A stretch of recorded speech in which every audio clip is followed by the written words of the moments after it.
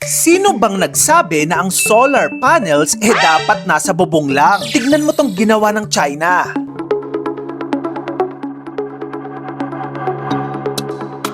Yang nakikita mo ngayon ay libo-libong solar panels na lumulutang sa ibabaw ng tubig.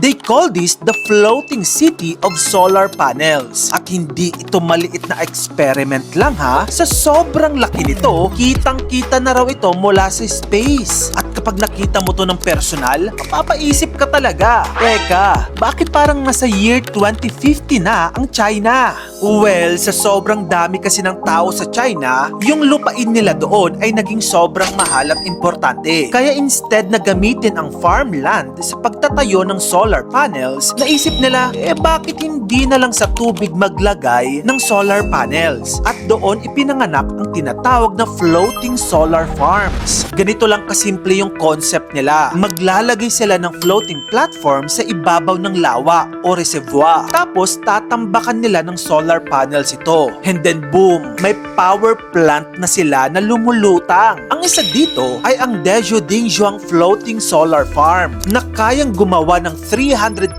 megawatts of electricity. Para ma-imagine mo kung gaano kalaki yan, enough na yan para mag-power ng isang syudad. Eto pa, meron din silang 3 George Floating Solar Projects sa Wanan na gumagawa naman ng around 150 megawatts. Ang mas nakakabaliw, yung iba raw sa mga solar farms na ito, kita na sa satellite images mula sa space. Parang Minecraft build ng isang engineering student na may unlimited na budget. Pero alam mo ba na maliban sa space, may isa pang mas genius na dahilan sila kung bakit nila inilalagay ang solar sa tubig. Normally kasi kapag sobrang init ng solar panels, bumababa ang efficiency nila. Parang cellphone mo kapag umiinit, ganun yon. Pero kapag nasa tubig ang panels, pinapalamig sila ng tubig naturally. Ang resulta, pwedeng maging up to 15% more efficient kesa normal solar farms. Big brain energy, no? Samantalang dito sa Pilipinas, yung simpleng paglalagay mo lang ng solar panel sa bubong, gusto pang ipa-regulate ng Meralco. Imbis na pabilisin at gawing mas affordable ang solar, ang talagang priority nila ay permits, restriction, at sangkatutak na proseso. At honestly, hindi mo rin masisisi ang mga Pilipino kung bakit gusto nilang mag-solar. Hello, isa tayo sa pinakamahal na kuryente sa Asia. Tapos kapag naghahanap ng paraan ng mga Pilipino para makatipid,